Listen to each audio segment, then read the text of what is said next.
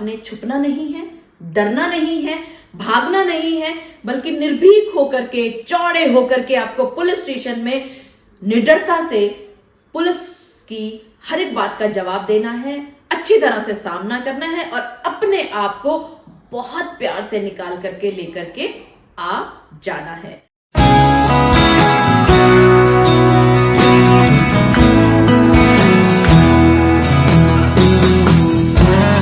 मैं पिछले काफी समय से वीडियो नहीं बना पा रही थी, आप सभी के बीच में नहीं आ पा रही थी, कुछ जरूरी काम की वजह से। तो लीजिए, आप सभी मुझे बहुत दिनों से याद कर रहे थे, आज मैं फिर से आ चुकी हूं आपके बीच में और आज एक ऐसे टॉपिक पर बात करने वाले हैं जिसके विषय में आप सभी लोग हमेशा परेशान रहा करते हैं। आप सभी ने अक्सर ये देखा होगा कि जब आपकी पत्नी आप पर 498A का केस दर्ज कर दिया करती है और उसके बाद जब आपके पास पुलिस के फोन आया करते हैं तो आपकी रात की नींद और दिन का चैन हराम हो जाया करता है। ऐसे में क्या करना चाहिए, आज की इस वीडियो में विस्तार से समझते हैं। मैं एडवोकेट मोहिनी मोना आप सभी का पुनः स्वागत करती हूं और आप सभी देख रहे हैं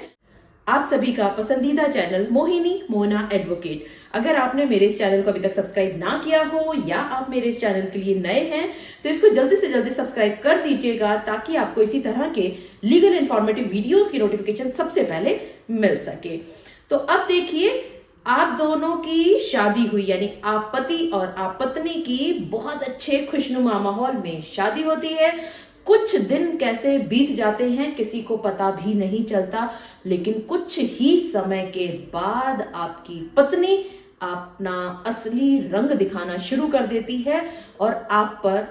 गाज गिरनी शुरू हो जाती है। आपको पता भी नहीं चलता कि वो किन किन बातों को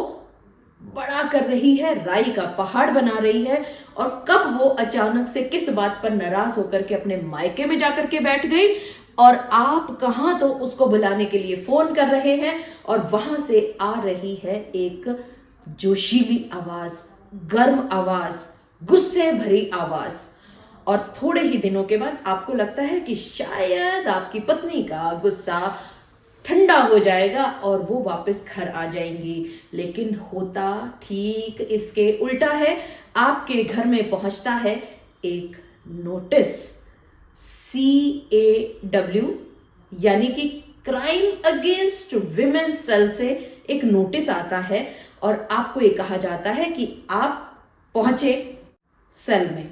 खैर, आप लोगों की कुछ दिनों तक वहां पर कोशिशें की जाती हैं, काउंसलिंग सेशंस होते हैं, मीडिएशन सेशंस होते हैं और जब कहीं पर भी किसी भी बात पर आप दोनों एक राय नहीं हो पाते हो तो आपके केस को कंसर्न्ड पुलिस स्टेशन में भेज दिया जाता है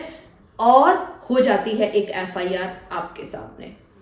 अब आपकी नींद उड़ चुकी है, आपको नहीं समझ आ रहा कि पुलिस का सामना कैसे करेंगे और सबसे ज्यादा डर आपको तब लगता है जब पुलिस स्टेशन से आपके पास फोन आने शुरू होते हैं और आपको एक कहा जाता है कि फला फला दिन इतने बजे आपको पुलिस स्टेशन में पहुंचना है। और यहीं पर आप घबराना शुरू कर देते हैं, आप अपने घर से भागना शुरू कर देते हैं, आप अपने घर को छोड़ करके कहीं और जाकर के रहना शुरू कर देते हैं। आपको बाहर सड़क पर जाती हुई किसी भी पुलिस सायरन की आवाज भी ऐसे महसूस होती है कि जैसे वो पुलिस आपके घर ही आ रही है और अब आपको उठा करके ले जाएगी। यही होता है ना आप सभी के साथ। लेकिन आज मैं इस वीडियो में आपको बताऊंगी कि जब आपके पास पुलिस स्टेशन से फोन आने शुरू होते हैं या आपके पास IO साहब यानी इन्वेस्टिगेटिंग ऑफिसर साहब का एक नोटिस आता है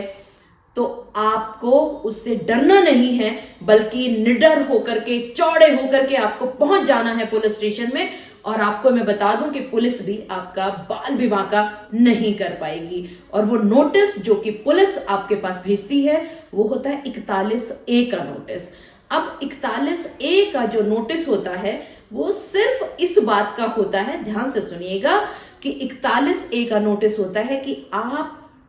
पहुंचे पुलिस स्टेशन में और इन्वेस्टिगेशन को ज्वाइन करें। और यहां आपको ये डर सताने लगता है क्योंकि आपके आस पड़ोस के लोग, आपके रिश्तेदार, आपके जानने वाले, आपके दोस्त सभी लोग आपको ये कहते हैं कि अगर आप पुलिस स्टेशन चले गए तो वो आपको गिरफ्तार कर लेंगे, और यही आपकी सबसे बड़ी भूल हुआ करती है, क्योंकि 41A के नोटिस का सिर्फ इतना सा मतलब है कि आपको इन्वेस्टिगेटिंग ऑफिसर साहब बुला रहे हैं और आपको इन्वेस्टिगेशन ज्वाइन करनी है। बेसिकली वो आपसे, यानी कि बेसिकली आईओ साहब आपसे सवाल जवाब करेंगे उन सभी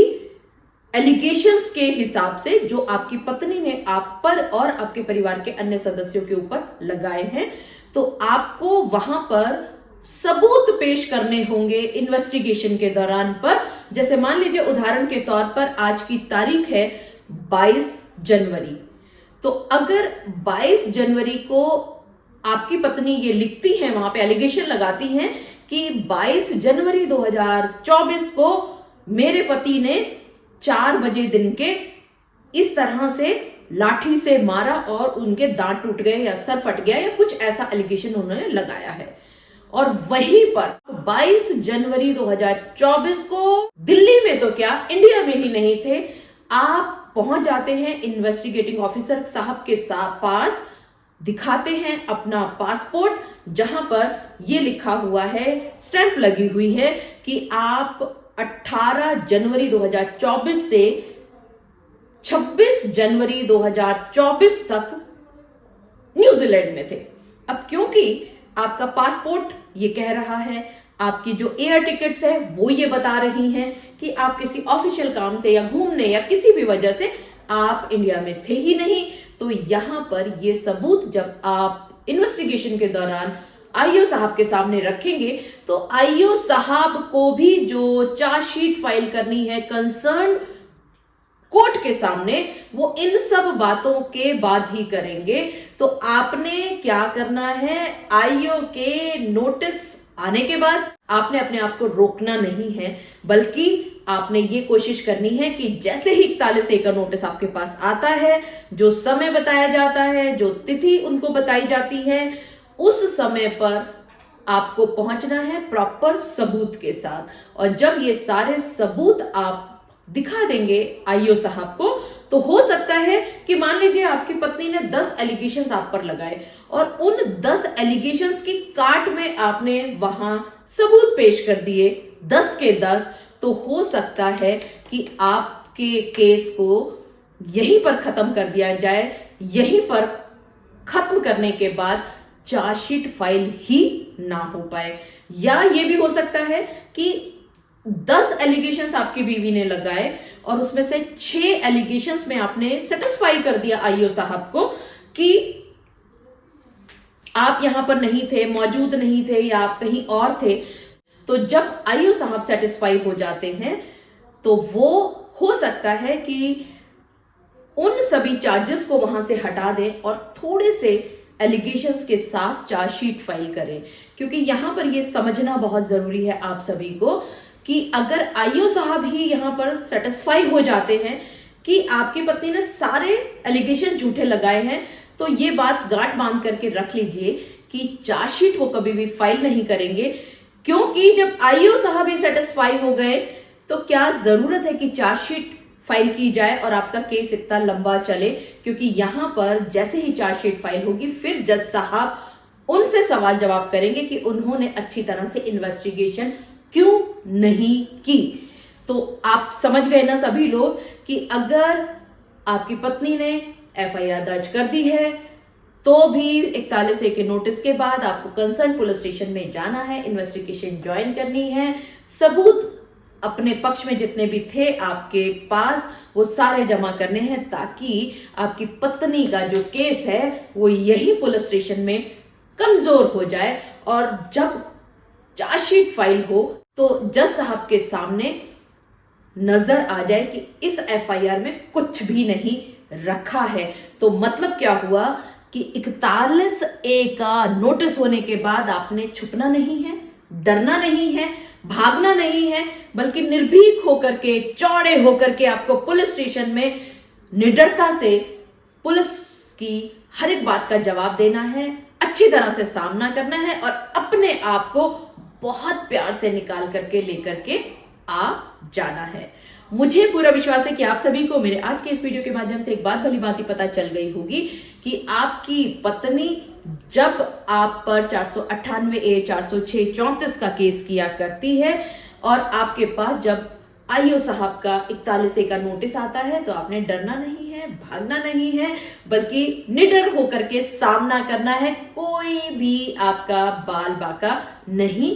कर पाएगा। मुझे पूरा विश्वास है कि आप सभी को मेरा आज का वीडियो भी बहुत अच्छा लगा होगा। अगर आपको मेरा आज का वीडियो भी अच्छा लगा तो इसको लाइक, शेयर और कमेंट करना ना भूलिएगा। और हाँ, अगर आप मेरे इस चैनल के लिए नए हैं तो इसको जल्दी से जल्दी सब्सक्राइब कर दीजिएगा ताकि आपको इसी तरह के लीगल इन्फॉर्मेटिव वीडियोस की नोटिफिकेशन सबसे पहले मिल सके। अपना और अपने परिवार का बहुत अच्छी तरह से ध्यान रखिएगा। Thank you,